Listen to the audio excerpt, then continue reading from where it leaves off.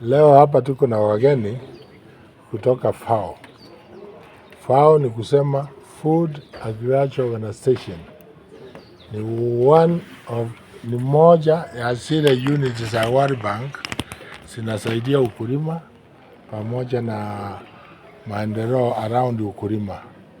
Walikuwa wametupatia equipment inaitwa GIS lab ambayo ilichukua milioni 30. Ndio wamekuja leo ku hand over. Kwa hiyo iko equipment tofauti, iko makompyuta, iko storage na kila kitu na furniture. Wame hand over kwa county government of Nyamira. Kwa hivyo leo wamekuja hapa na tunawashukuru. Wanaendelea kuungana na sisi kwa ukulima mbalimbali kama huko Ekerenyo.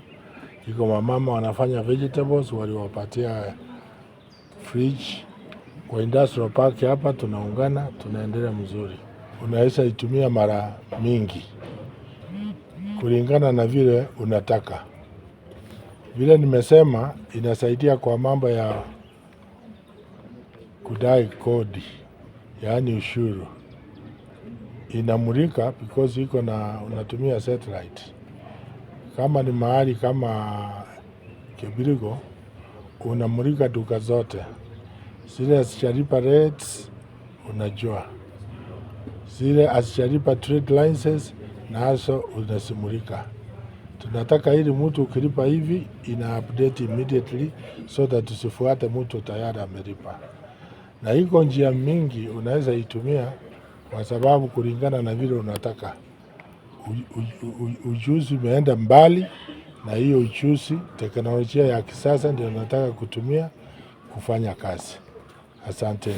Yaani wiko tokonya kumurika kile kintu mnakagenderete nabo kumurika keroka nabo kumurika ikonga ora abantu nabagutara ora chiduka muna chirichitaraka ne bango chikumurika ebintu binebyo na ibacha kwa ndova mbato netetie ebintu bya 30 million bya very installed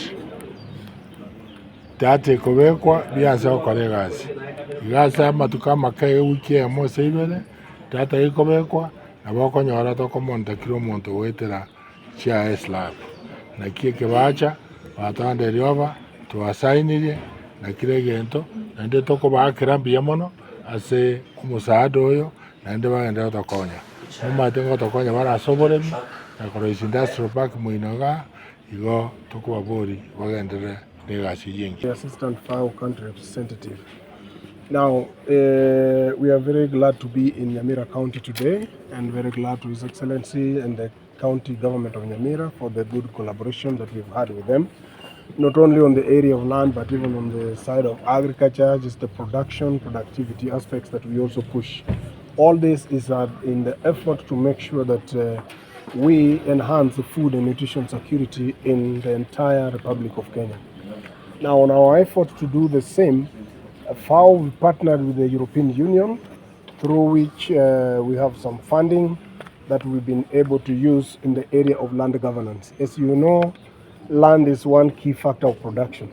And so when we really iron out areas and issues around land, the tenure security, then we should be able to free up this important factor of production so that it is used where it should be. And that will enhance the issue of food and nutrition security.